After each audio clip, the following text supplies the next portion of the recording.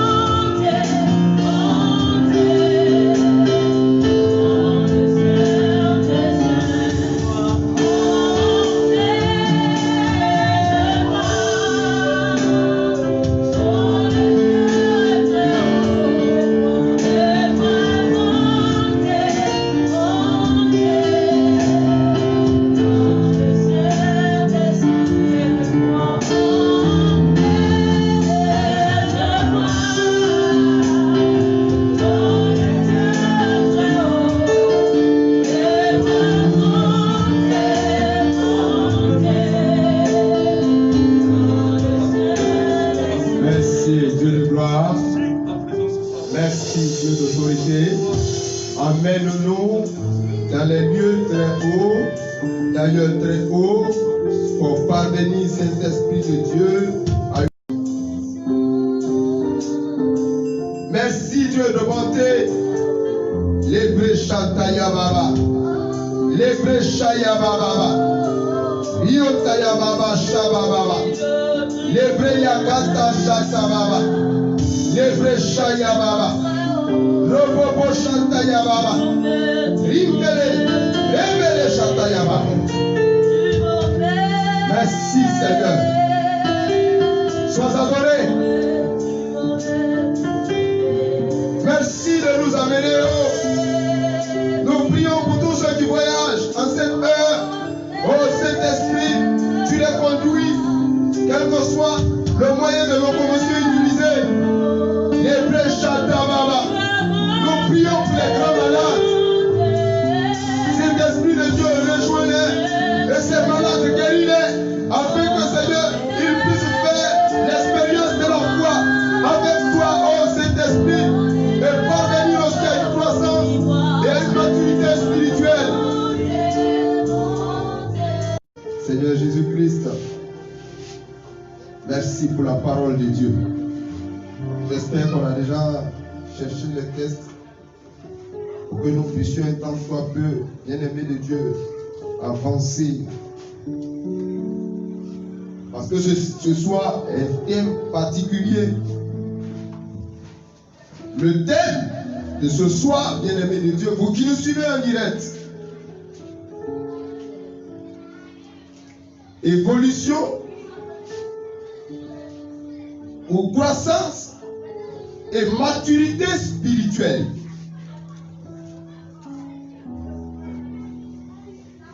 Bien-aimés, en cette heure où on parle de Covid-19, écoute-moi bien. On dit aux églises de ne pas prier. Les gens sont morts spirituellement. Pourtant, le diable se retrouve avec ses adeptes. Et ils sont en train de faire tout ce qui est en leur possibilité pour mettre les chrétiens à genoux. Bien-aimés, pendant ce temps, ça ne dit rien à personne. Les gens ne prient plus. les gens vont plus aux messes. La messe est devenue quasi vide. Nos messes qui sont surpeuplées.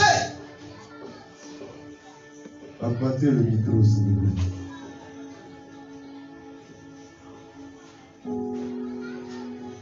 Merci Seigneur. Nos messes qui étaient surpeuplées, bien aimés, maintenant, quand on va, c'est 50 personnes. Pourtant, le diable travaille.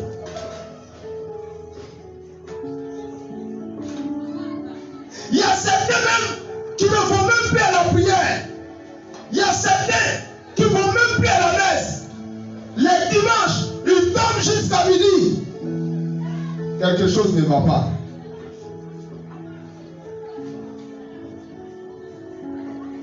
Quelque chose ne va pas. Le diable va-t-il atteindre ses objectifs? Allons nous laisser faire. Ou bien, crions-nous encore à Dieu, comme le peuple d'Israël a crié à Dieu. Et Dieu a exaucé son peuple. Parce que, bien aimé, celui qui crie à Dieu, Dieu l'entend et répond à cette personne.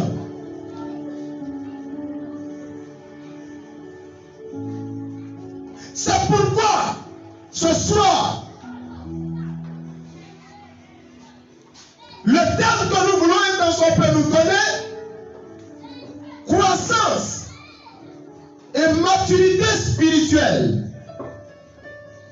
La croissance, c'est quoi? C'est quand on parle d'évolution et l'élévation. Nous prenons 1 Corinthiens 3, à partir du verset 14 jusqu'au verset 1. Nous écouterons attentivement la parole, car cette parole est pleine de révélations. Cette parole est pleine de puissance. Cette parole est pleine de grâce. Est pleine. Cette parole a une puissance, une énergie pas possible dans cette parole. Si quelqu'un a construit une maison, si une personne bâtit une maison qui résiste au feu, celui-là recevra une récompense. Celui qui a bâti une maison et qui les fondements résistent, il va recevoir une récompense. Au contraire, si tu as bâti la foi et que la foi résiste, tu vas recevoir une récompense. Si son travail est brûlé, il perdra tout. Lui, il sera sauvé, même comme quelqu'un qui traverse le feu pour s'échapper. Vous voyez? Si, bien aimé de Dieu, la personne qui a bâti une maison, oui, et son fondement résiste, il va recevoir une récompense. Mais si l'œuvre que la personne a connue là, si l'œuvre est consumée, la personne perdra sa récompense. Pour lui, il sera sauvé. Mais, comme au travers du feu. Vous êtes le temple de Dieu. Le Seigneur nous dit que nous sommes le temple de Dieu. Et l'Esprit de Dieu habite en vous. L'Esprit de Dieu est en nous. Vous ne savez donc pas cela? Ne savons-nous pas que l'Esprit de Dieu est en nous et nous nous laissons dominer par Covid? Nous nous laissons dominer par, bien aimé de Dieu, par des soi-disant scientifiques. Si quelqu'un détruit le temple de Dieu, celui-là, Dieu le détruira. La parole est claire. Si je détruis le temple de Dieu qui est en moi, moi qui suis le temple de Dieu, si je détruis, Dieu va détruire cette personne. Oui, le temple de Dieu est saint et ce temple c'est vous. La maison de Dieu est sainte. Et la maison de Dieu, c'est vous qui nous suivez, c'est moi et c'est tout et chacun. Personne ne doit se tromper sur soi-même. Si quelqu'un parmi vous se prend pour un sage, à la manière des gens de ce monde, qu'il devienne fou pour être vraiment sage. Alléluia. On ne doit pas s'accuser de nous-mêmes. Aïe, merci Seigneur. En effet, la sagesse des gens de ce monde est une folie. Une folie devant Dieu. C'est pourquoi les livres saints disent. C'est pourquoi il est écrit. Dieu attrape les sages au piège de leurs mensonges. Dieu attrape les sages, les soi-disant sages, au piège de leurs mensonges. Ils disent aussi. On peut être dans un groupe et puis on se montre sage. Pourtant, c'est nous qui fourmentons tous les coups bas. Dieu, il va t'attraper. Le Seigneur connaît les pensées des sages. Il sait qu'elles ne valent rien. Le Seigneur sait que la pensée de ceux qui se disent sages est une pensée vaine. Alléluia. Bien-aimés, nous bénissons le Seigneur pour cette parole. Comme c'est en direct, je vais faire tout mon possible de ne pas aller de gauche à droite. Bien-aimés, ce soir, le Seigneur nous interpelle. Il nous interpelle sur un fait, la croissance et la maturité spirituelle. Parce qu'il nous parle de ça en cause de la vie qu'a mené Paul. Paul, qui était un missionnaire hors pair. Paul étant un missionnaire hors pair, bien-aimé de Dieu, ce Paul-là, il a prêché aux églises de Corinthe. Et l'église de Corinthe, eux, ils ont commencé à être divisés. Divisés pourquoi? À cause de ce que certains se sont dit qu'ils appartiennent à Paul. D'autres disent non, eux, ils appartiennent à Apollos. Alors, Paul va s'expliquer que les gens qui vivent de cette manière-là, ces gens qui vivent de cette manière, c'est des gens qui marchent selon la chair humaine, selon les hommes.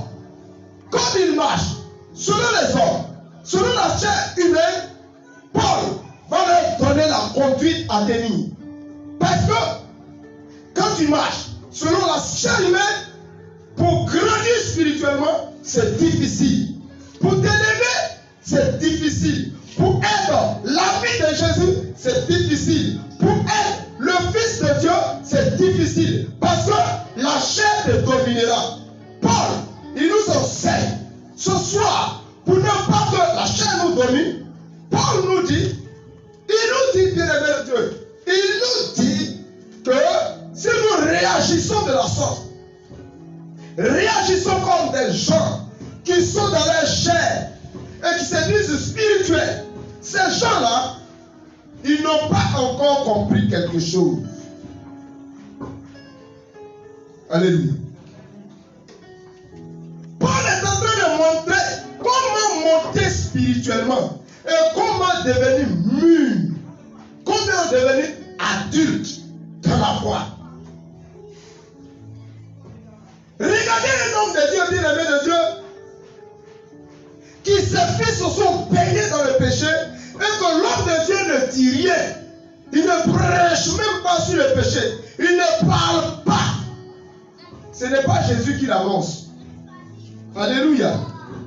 Ce texte-là, on va dire de ce texte-là qu'il est charnel. Parce qu'un homme de Dieu doit orienter ses enfants. Il doit orienter ses fils. Bien aimé.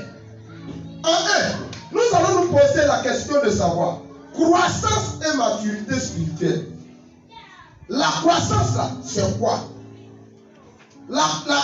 Ce que la croissance est. On va montrer cela. Et ce que la croissance ne l'est pas. Prenons Hébreux 5, à partir du verset 11 jusqu'au verset 14. Un grand livre, un grand texte. Hébreux 5, Et nous allons comprendre ce texte d'Hébreux qui nous enseigne ce soir sur, bien aimé, la croissance. Hébreux 5, à partir du verset 11 jusqu'au verset 14. Nous lisons. À ce sujet, nous avons beaucoup de choses à dire. Nous avons beaucoup de choses à dire. Mais sur la croissance spirituelle, nous avons beaucoup de choses à dire. Sur la maturité spirituelle, on peut être dans un endroit, on pense qu'on est mûr, pourtant on n'est pas mûr. Bien aimé, je connais des gens qui ont des cheveux blancs, mais qui réagissent comme des enfants. Bien aimé, je connais des gens qui ont acquis tous des diplômes qui on ne peut plus qualifier. Mais ces gens-là, quand tu vois leur réaction, tu te demandes, son diplôme-là, est-ce que ça équivaut à ce qu'il est? Tu lui poses la question, tu te poses la question, est-ce que son diplôme, ça équivaut à ce qu'il est? Parce qu'un gars qui est mûr d'une telle connaissance et qui, sa réaction te dérange, c'est qu'il n'est pas grand spirituellement. Alléluia. Frère, lis. Mais elles sont difficiles à expliquer. Ces choses sont difficiles à expliquer. En effet, vous êtes devenus lents à comprendre. Ils sont devenus longs à comprendre. Vous avez le temps de devenir des maîtres. Ils veulent être des maîtres, comme je l'ai dit. Mais maintenant, vous avez besoin qu'on vous apprenne de nouveau les premières vérités de l'enseignement. Ah, comment? Des gens qui se croient peut-être maîtres dans la foi, mais on doit leur expliquer encore des choses. Vous n'êtes plus capable de manger de la nourriture solide. Vous avez besoin de lait. Celui qui continue à boire du lait, c'est un bébé. Celui qui boit du lait, c'est un bébé. C'est un bébé, maman donne lait comme ça. Matin, si maman n'a pas donné, elle va comprendre. Parce que c'est son droit. Faut pas donner lait là. L'enfant va pleurer jusqu'à toi-même, tu te dis, ah, qu'est-ce qu'il y a? Alors peut-être, si tu n'as pas de lait, tu es obligé de lui donner lait même artificiel. Lait artificiel. Il ne peut donc pas discuter de ce qui est juste. Par contre, la nourriture solide est pour les adultes. La nourriture solide est pour les adultes. Par leur expérience, ils ont entraîné leur conscience à faire la différence entre le bien et le mal. Ils ont entraîné leur conscience à faire une différence entre le bien et le mal. Ce que la croissance est. Quand on parle de croissance spirituelle, c'est quoi? Croissance spirituelle, c'est que c'est l'abandon du péché. On peut être dans le Seigneur. Si nous n'avons pas encore abandonné le péché, des discours inutiles, des jalousies vaines, des jalousies qui ne vont rien nous apporter. Bien aimé, ces choses-là, frère, il y a un frère qui a commencé le ministère. Du coup, il a parcouru le monde entier.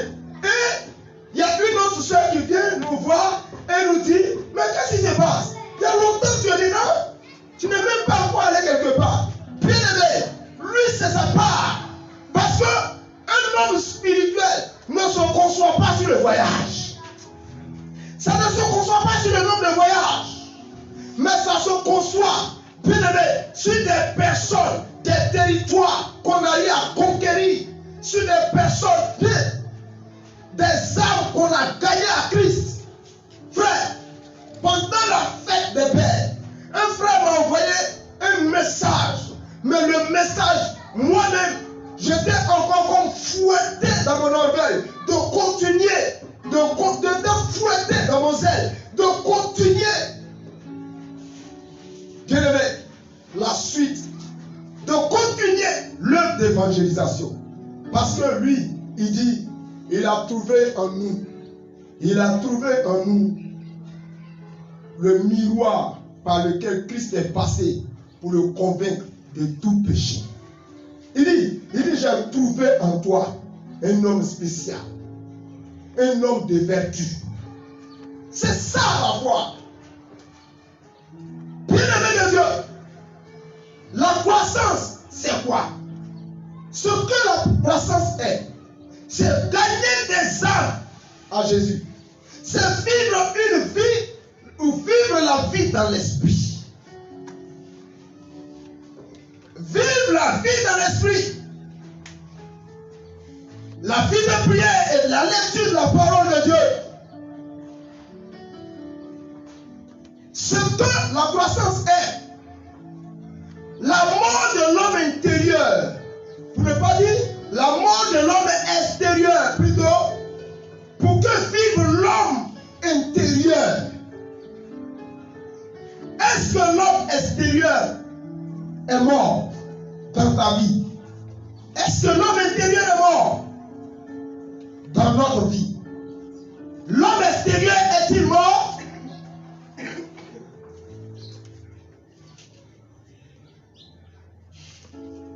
Ce que la croissance est, c'est la formation spirituelle. Comment tu es formé? Comment? Tu ne peux même pas défendre ton église. Tu ne peux même pas défendre ton groupe. Pour la moindre erreur, tu es bousculé dans ta foi. Maintenir l'équilibre de la foi et veiller sur sa foi. Bien-aimé, ce que la croissance est, c'est le respect de l'autorité établie.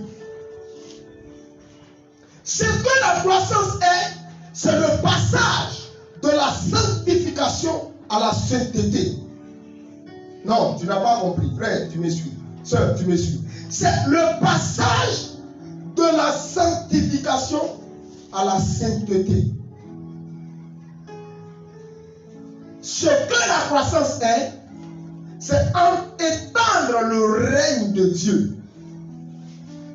Étendre le règne du Christ.